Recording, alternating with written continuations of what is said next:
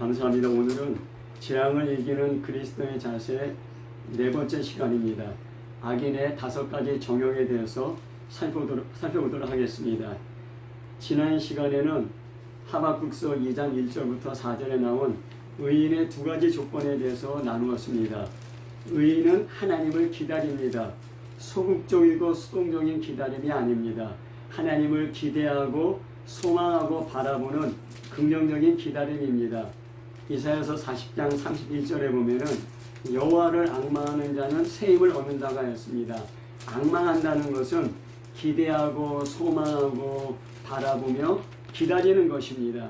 당시 조국 유대가 망하고 바벨론의 포로로 끌려가는데 어떻게 견딜 수 있겠습니까? 하늘로부터 오는 새 힘이 없으면은 이 재앙 같은 현실을 이길 수가 없습니다. 견딜 수 없습니다. 더구나 재앙이 오래 지속되면 강한 사람도 피곤하고 낙심하고 쓰러집니다. 하지만 여호와를 앙망할 때, 하나님을 기다릴 때 하나님께서 그런 재앙 같은 현실을 이길 수 있는 새 힘을 우리에게 부어주시는 것입니다. 또한 두 번째로 의인은 믿음으로 산다고 말씀을 나눴습니다. 하나님의 선하심을, 하나님의 은혜와 사랑과 능력을 믿고 의지합니다. 하나님께서 하신 말씀은 반드시 이루어집니다.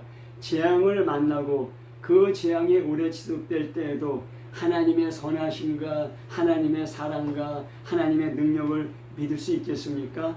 하나님 말씀을 믿을 수 있겠습니까? 의인은 믿음으로 산다고 하나님께서 말씀하였습니다. 이 말씀이 신약에 3번 인용됩니다. 로마서 1장 17절에는 의인은 믿음으로 산다 할 때 누가 의인인가? 의인을 강조하고 있습니다. 갈라디아서 3장 11절에는 율법이 아니라 믿음으로 의롭게 된다고 믿음을 강조하고 있습니다. 히브리서 10장 38절에는 핍박 가운데도 의인은 믿음으로 산다고 그 믿음의 삶을 이야기하고 있습니다. 의인은 믿음으로 산다는 이 짧은 말씀이 초대 교회의 사도 바울과 중세시대의 마틴 루터 목사를 통해서 역사를 2번 바꾸었습니다. 그러면 의인은 어떻게 삽니까? 욕심과 정욕과 욕망을 따라 삽니다. 하박국 2장 6절부터 19절에 의인의 5가지 욕심이 나옵니다. 소유욕, 성취욕, 안정욕, 명예욕, 우상숭배욕입니다. 성경은 욕망을 헬라어로 에피수미아라고 쓰고 있습니다. 이 대표적인 욕망이라는 단어입니다. 이 에피수미아는 욕망, 갈망, 열망, 소망, 소원, 욕심, 정욕 등으로 번역되었습니다. 이 욕망이 부정적으로 쓰이는 경우가 많습니다. 그래서 욕망을 죄악시하는 종교도 있습니다. 이 욕망이 과연 악한 것인가? 성경에 쓰인 용례를 보면 부정적인 경우가 많지만 긍정적인 경우도 있습니다. 누가복음 22장 15절에 이르시되 내가 고난을 받기 전에 너희와 함께 이 유월절 먹기를 원하고 원하였느니라. 원하고 원하였다. 에피수미아라는 단어. 열망했다, 갈망했다, 소원했다는 얘기입니다. 예수님도 그러한 그 마음속에 그 갈망과 그런 욕망이 있었습니다. 또 빌립보서 1장 23절에 내가 그 둘 사이에 끼었으니 차라리 세상을 떠나서 그리스도와 함께 있는 것이 훨씬 더 좋은 것이라 그렇게 하고 싶으나, 여기도 에피수미아라는 헬라어가 쓰였습니다. 사도 바울도 그 마음속에 욕망이 있고 열망이 있고 소원이 있었습니다. 이 세상을 떠나서 하나님께 같이 하고 싶다는 그런 욕망이 있었습니다. 하지만 자기가 이 땅에서 맡겨진 일을 위해서, 복음의 전파를 위해서 이 땅에서 사는 것이 너에게 유익이다 이렇게 얘기하고 있습니다.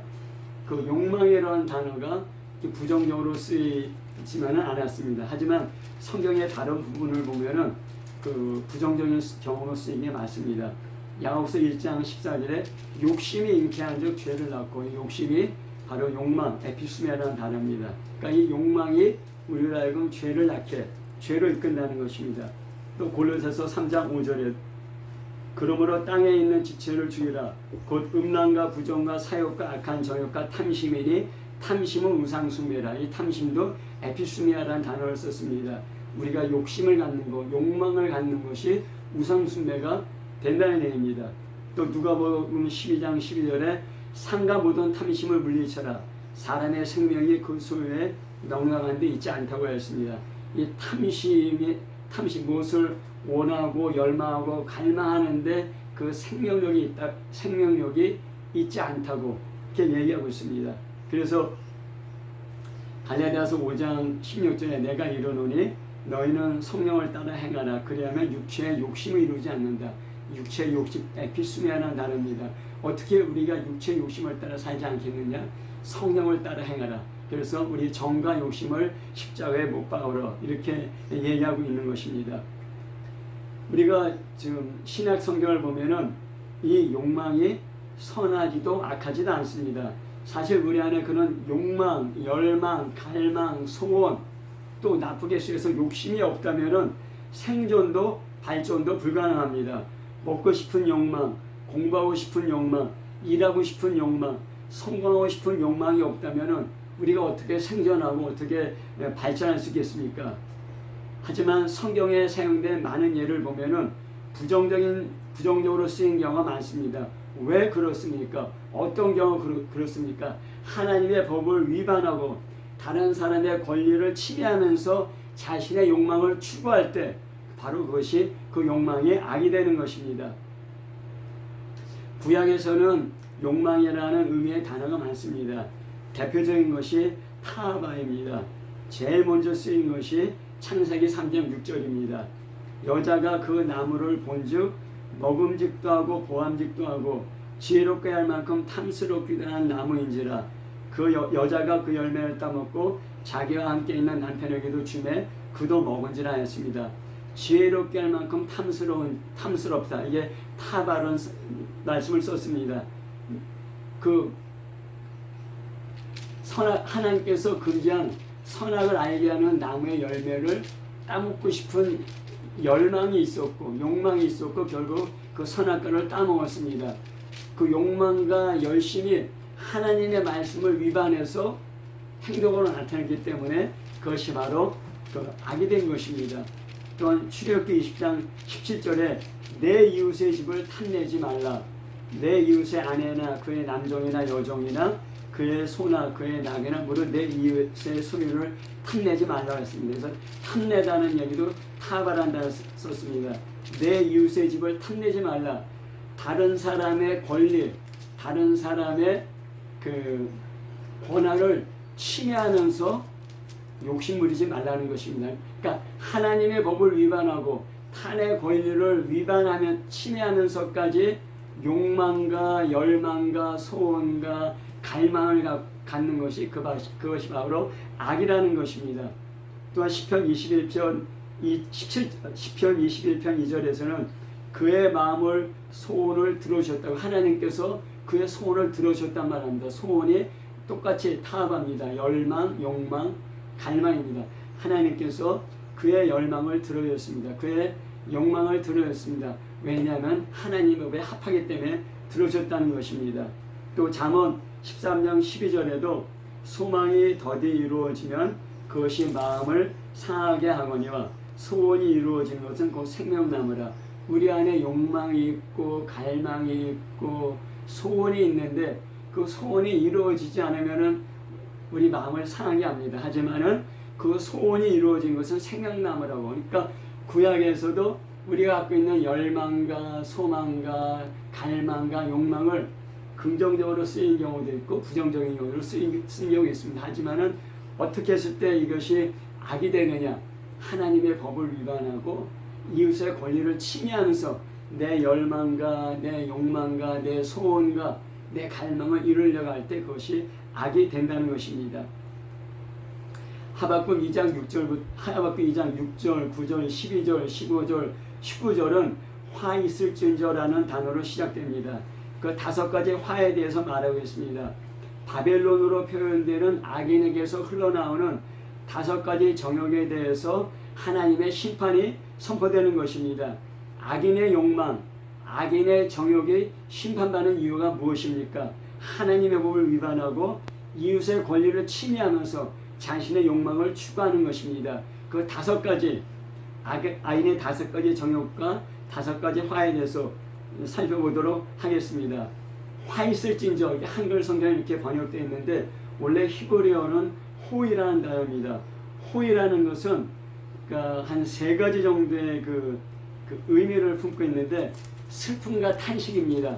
고통이나 비극적인 현실 상황에 대해서 나타나는 감정. 그러니까 이제 어떤 그 고통이나 비극적인 그런 상황을 봤을 때 순간적으로 나타나는 감정, 그것을 얘기합니다. 그래서 이사야서 29장 1절은 슬프다 아리엘이여 아리엘이여 이렇게 얘기하고 있습니다. 호이라는 단어를 썼습니다.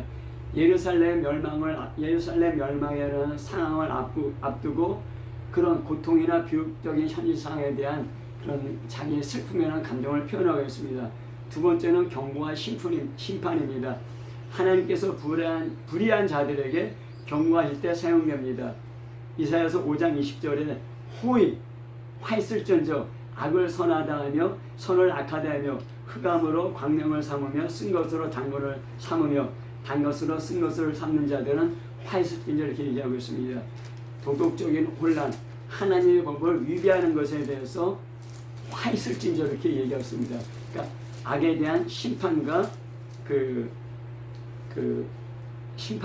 악에 대한 그 경고, 그 심판에서 말씀할 때 사용하고 있습니다. 또 애통함과 절망에 대해서 이 단어를 사용했습니다. 그 예언자가 그 백성의 죄나 멸망을 보고 애통할 때 등장합니다. 이것은 그 어떤 상황에 대한 슬픔의 감정보다 더 깊은 오랫동안 지속되는 우리 안에 있는 고통과 그런 애통을 말합니다. 그래서 에레미야서 8장 18절에 슬프다 나의 근심이여 어떻게 위로를 받을 수 있을까 내 마음이 병들었다다. 유대 백성의 멸망을 앞두고 슬프다 호의하면서 자기 자신의 그런 애통함을 표현하고 있습니다. 그 하박국 2장의 5번의 화 있을지어 나오는 것은 이것은 악인에 대한 경고, 심판을 말하고 있는 것입니다. 하박국 2장 6절 8절에 보면은 하박국 2장 6절에 보면은 그 무리가 다 속담으로 그를 평론하며 조로하는 시로 그를 풍자하지 않겠느냐 곧 이르기를 화 있을진저 자기 소유 아닌 것을 모으는 자요 언제까지 이르겠느냐 볼모 잡은 것으로 무겁게 짐진 자요. 악인의 소유에 대해서 화 있겠다고 말하고 있습니다. 소유하고 싶은 것 사람의 자연스러운 감정이고 자연스러운 욕망입니다. 하지만은 자기 소유 아닌 것을 소유하려고 하는 그런 악한 소유욕에 대해서 심판을 말하고 있는 것입니다. 그래서 그 자기가 소유한 것으로 말미암아 오히려 무겁게 짐을 지고 그리고 그런 자기가 아닌 것을 소유하려는 악인에 대해서 물자들이 호련히 일어나고 괴로워하게 할 자들이 깨어나서 노력한다는 것입니다.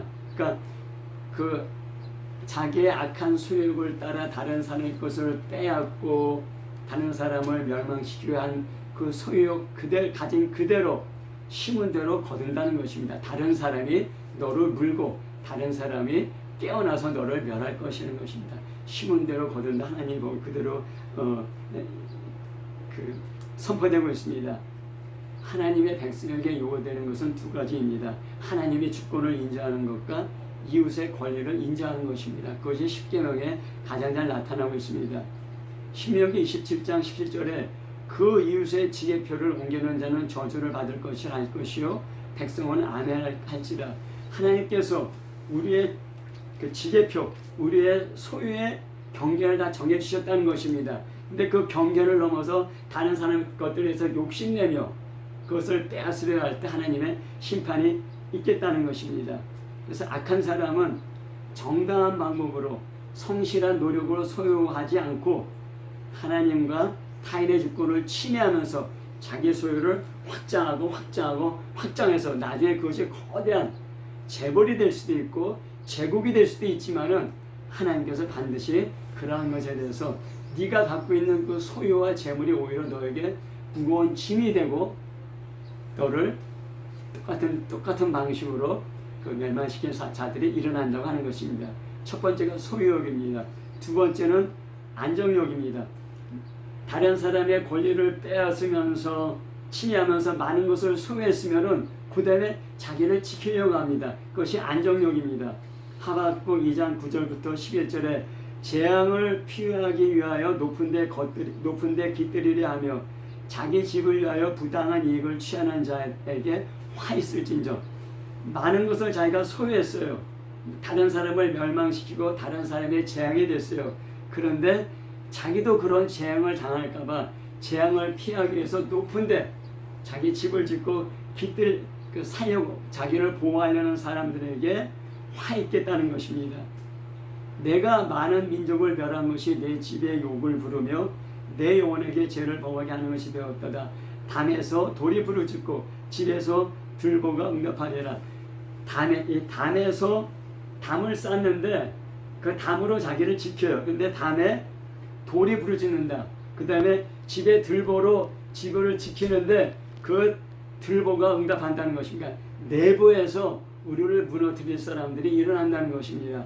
박정희 대통령 절대 권력을 가졌습니다. 근데 누구에게 당했습니까? 자기가 가장 신뢰하는 자기 부하에게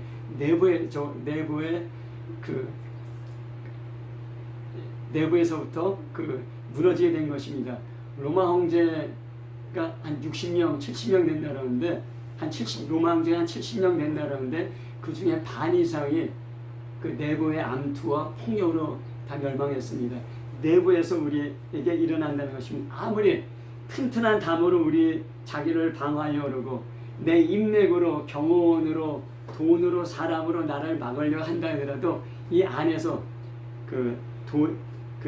내 집에 욕을 부르며 그 다음에 담에서 돌이 부르짖고 들보가 응답한다는 것입니다. 하나님만이 나의 담이고 주님 뜻대로 순종하는 진실한 삶만이 나의 담입니다. 그리고 하나님께서 보내주신 동역자가 바로 나의 담이 되는 것입니다. 근데 사람들은 그 하나님이 말씀하신 진실한 담이 아니라 다른 것으로 돈으로 또 어떤 인맥으로 또 어떤 지위나 어떤 권력으로 담을 삼으려 하는데 그런 것들은 다 한몫에 무너진다는 것입니다. 가장 중요한 동역자 부부입니다. 부부가 가장 중요한 동역자는 부부가 서로 지켜주는 것이고 그리고 하나님 말씀을 신뢰하고 하나님 말씀에 순종할 때 하나님께서 반드시 지켜주신다는 것입니다. 비록 어려움이 있을지라도 안정, 우리가 팍스 로마라는 얘기를 많이 합니다. 로마의 힘과 권력으로 다른 사람들을 정복하고 다른 사람을 무너뜨리며 평화를 이루었습니다. 그러니까 외부적으로 어떤 조건이 이루어질 때 이루어지는 평화입니다. 팍스 로마나. 그런데 하나님이 우리에게 주시는 평화는 에이레라는 단어를 썼습니다. 외부의 조건과 관계없이 하나님께서 우리에게 부어주시는 그런 평화를 말합니다. 그런 평화가, 그런 안정감이 어디서 오느냐? 하나님만을 하나님만 순종할 때 그런 평화가 우리에게 있게 된다는 것입니다. 그 다음에 세 번째는 성취욕입니다. 다른 사람을 빼앗고 내 소유라고 지키려 한 다음에 그 다음에 뭔가 거대한 건축물, 거대한 몰을 쌓아서 어떤 자기 성취욕을 드러내며 자기를 자기의 성취욕을 만족시키려 합니다. 그래서 하박국 2장 12절 14절 보면은 피로 성읍을 건설하며 불의로 성을 건축하는 자에게 화 있을진저. 피로 빼앗은 그런 재물로 성을 건축하고 불의로 성을 건축하는 자 화 있겠다는 것입니다. 이제 안전하다. 이제 내가 얼마나 잘났는지 봐라 하는데 하나님께서 심판하시겠다는 것입니다. 그래서 13절 14절에 보면은 민족들이 불탈 것으로 수고하는 것과 나라들이 헛된 일로 피곤하게 되는 것이 만군의 여호와께로 말미암음이 아니냐. 이는 물이 바다를 덮은 같이 여호와의 영광을 인정하는 것이 세상에 가득합니다. 결국 아수르의 니느웨는 피해 도시, 거짓과 탄식과 가득한 도시라고 나움 3장 1절에 말씀하셨습니다. 근데 니느웨 피해 도시, 거짓과 탄식과 가득한 거대한 니느웨가 바벨론에서 멸망당했습니다. 또 바벨론의 수도 두께가 25.8m, 그 다음에 둘레가 17.7km 되는 거대한 바벨론 성을 쌓았으면 도무지 사람들이 침공할 수 없는 그런 거대한 그 성을 쌓고 자신만만했습니다. 하지만은 페르시아에 침략할 때 내부적으로 동요해서 비밀문은 수로를 열어주므로 그 페르시아군이 와서 멸망했습니다. 불탈 것으로 사람들이 세상의 제국이 험한 것으로 수고하고 애쓰며 불탈 것으로 애쓰고 노력하는 걸 보면서 하나님께서 말씀하신 것입니다. 그런데 이것이 여호와께로부터 말미암은 것이랍니다. 여호와께서 그런 것들을 허용하고 그런 것들을 할 수 있도록 자기 안에 계속 그런 동기부여가 되는데 결국은 자기가 불탈 것을 위해서 자기 평생을 애쓰고 수고하고 무너지게 된다는 것입니다. 1992년 LA 폭동에서 한국 가게 1,800개가 불탔습니다. 그 LA에서 그 장사하는 사람들, 사업하는 사람들 정말 얼마나 열심히 뼈 빠지게 일어날지 모릅니다. 그런데 LA 폭동으로 1,800개의 한인 상점이 다 불탔습니다. 사람들이 불탈 것으로 수고하고 헛된 것으로 수고한다 하나님께서 말씀하고 계신 것입니다.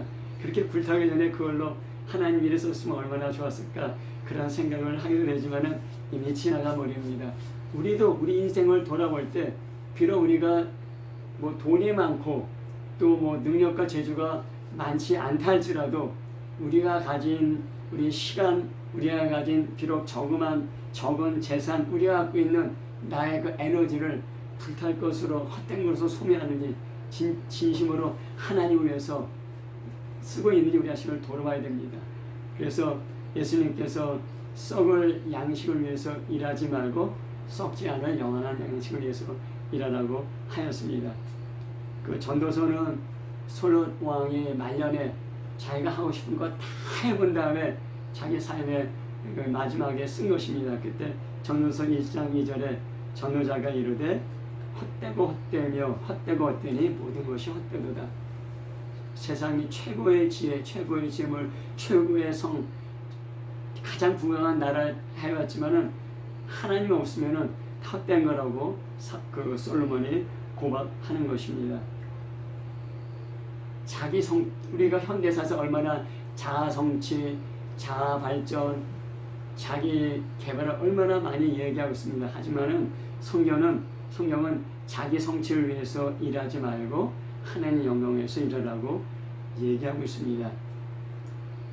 우리가 예수님을 만나야 허무하고 헛되게 살지 않는 것입니다.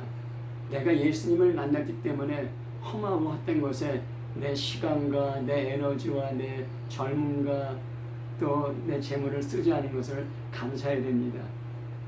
네 번째는 명예욕입니다. 소유하고 지키고 그 다음에 큰 그 건축물 또 큰 어떤 업적을 통해서 성취하려고 하면은 그 다음에는 자기 자신을 드러내려고 합니다. 하박국 2장 15절에 이웃에게 술 마시게 하되 자기의 분노를 더하여 그에게 취하게 하고 그 하체를 드러내야 하는 자에게 화 있을 자 하였습니다. 정복한 사람들을 취하게 하고 멍청하게 하고 그 사람들의 명예를 실추시키고 수치스럽게 함으로 말미암아 자기 자신을 높이고 자기 자신을 드러내게 하는 것입니다.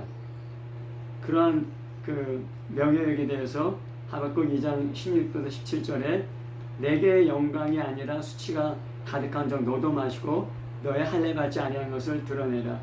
여호와의 오른손의 잔이 내게로 돌아올 것이라. 더러운 욕이 내 영광을 가리리라. 이는 내가 레바논의 강포를 행한 것과 짐승을 죽인 것 곧 사람의 피를 흘리며 땅과 성읍과 그 안에 모든 지면의 강포를 행한 것이 내게로 돌아오리라. 심은 대로 돌아온다는 것, 심고 거두는 법, 이게 세상을 움직이는 하나님의 법인 것입니다. 하나님의 오른손의 잔이 내게로 돌아온다. 하나님의 심판이 있게 된다는 것입니다. 그리고 다섯 번째는 우상 숭배욕입니다.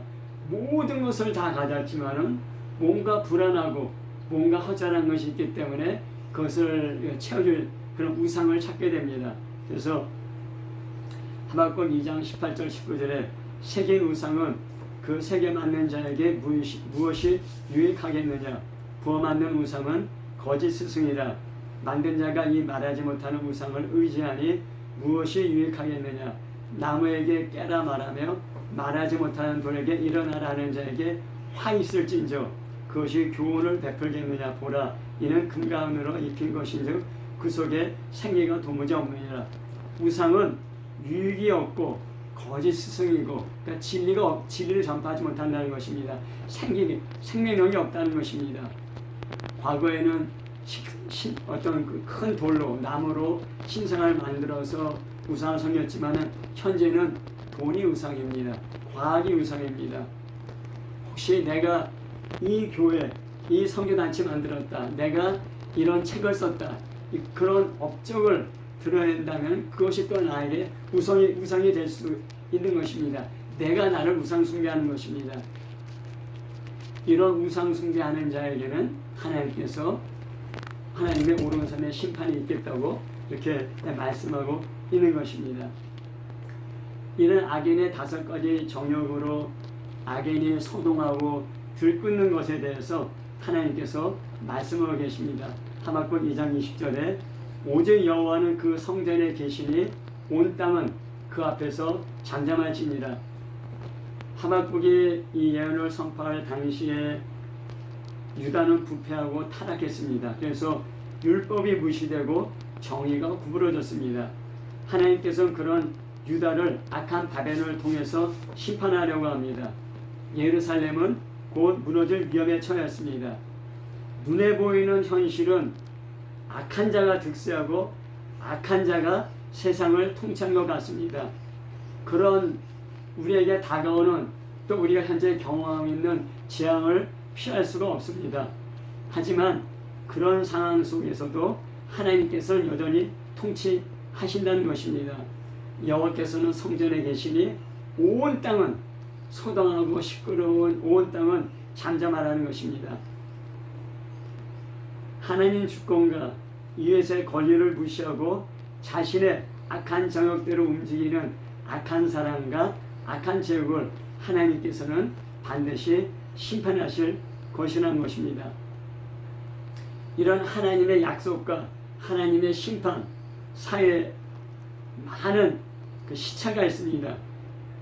하나님의 약속과 하나님의 행동, 이 사이에 재앙 같은 현실을 우리가 어떻게 살아야 됩니까?